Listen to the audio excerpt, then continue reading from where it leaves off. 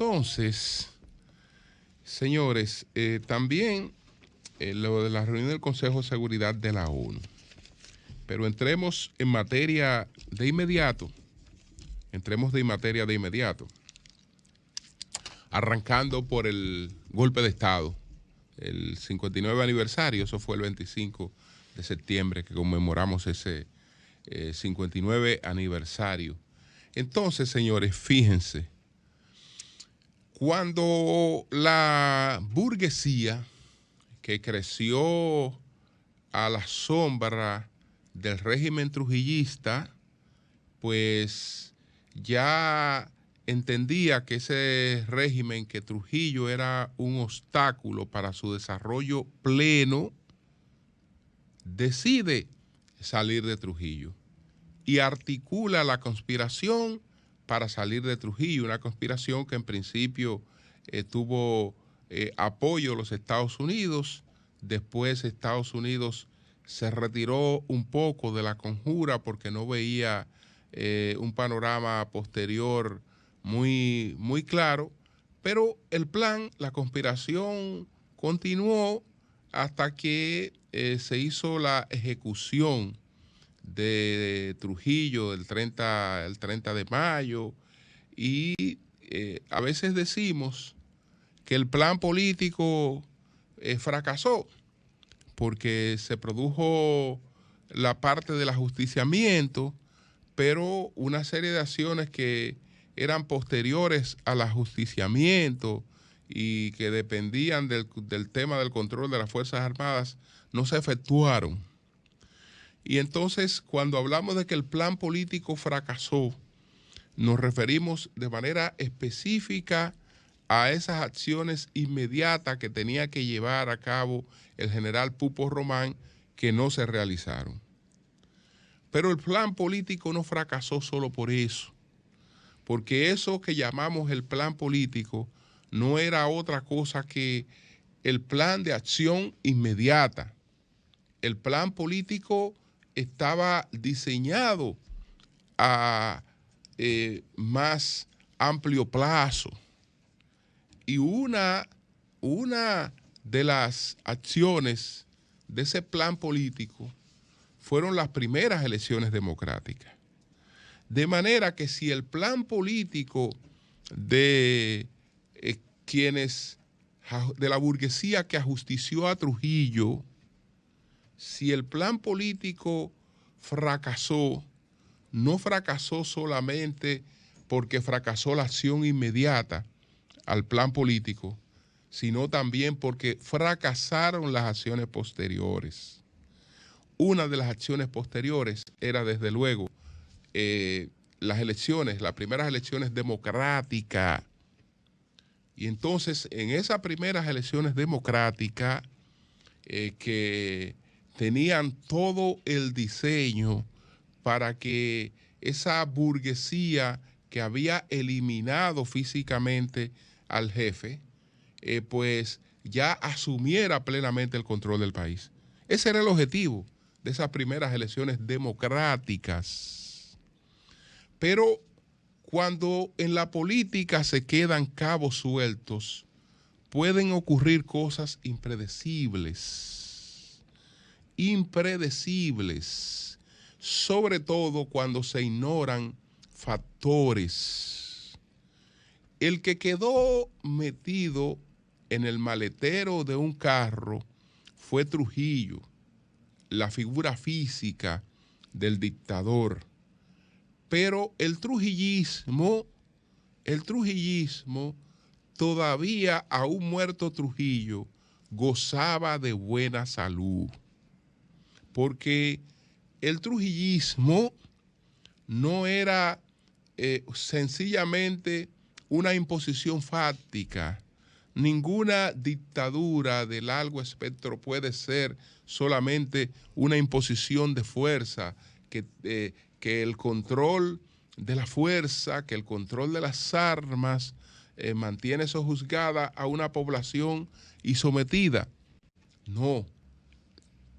Las armas, el papel de las armas, todo el mundo sabe que es doblegar, pero las armas no convencen. Lo que convence es el aparato ideológico y cultural. Y en el caso del Trujillato, su aparato ideológico y cultural era doblemente más amplio que su aparato armado. Entonces, como esa ideología que se entronizó en el dominicano, sobre todo en el dominicano común, durante más de 30 años, no desaparece con la muerte de Trujillo, en términos políticos, tenía que actuar y actuó. Y actuó. La primera razón del golpe de Estado a Juan Bosch consiste en que las fuerzas que lo auparon no tenían absolutamente nada que ver con Juan Bosch. Que la inmensa mayoría de los dominicanos que votaron por Juan Bosch no tenían ni idea de quién era Juan Bosch. ¿Por qué votaron por él? Votaron por él porque quienes concibieron ese proceso creían que tenían su situación bajo control, porque la única persona que podía impedir sus planes, la única persona que podía hacerle sombra, la sacaron del juego, y la sacaron doblemente, porque la sacaron aplicándole la ley de que ninguna persona familiarizada, vinculada al régimen, podía activar en la política. Pero la sacaron también en desgracia con los Estados Unidos de América, y era un factor importante, y colocado en lista roja los Estados Unidos de América, porque se les responsabilizaba del golpe de Estado de Echevarría. Entonces, como ya quien puede hacernos sombra no estará en el juego, entonces ese juego es de nosotros. Pero ¿qué pasa? Que eso a la vez dejaba un vacío político. Y si hay una actividad donde el vacío no existe, sino que el vacío termina rápidamente buscando su llenado, es en la política. Es en la política. Entonces, cuando me refiero a que quien podía arruinar los planes de esa burguesía que había producido esos acontecimientos estaba anulado, me refiero a la figura de Joaquín Balaguer. A la figura de Joaquín Balaguer. Y evidentemente que sin Balaguer, que quedaba a la cabeza, quedaba en el liderazgo de ese voto trujillista, que si el antitrujillismo era grande después de la muerte de Trujillo, aquí aún después de la muerte de Trujillo, a pesar de todo el apoyo que tenía el antitrujillismo, no había cosa más grande que el trujillismo, aún después de la muerte del trujillismo, de Trujillo, como fuerza social. Entonces, ¿qué ocurrió? Que por el impedimento de Balaguer, aún sin un pacto, pero desde luego que orientadas, esas fuerzas sociales votaron por el desconocido. Favorecieron al desconocido porque de lo que estaban claras en esas elecciones es que no querían a los que habían matado a Trujillo. No querían a la Unión Cívica. No la querían. No la querían. Y entonces vamos a votar por el que no sea eso.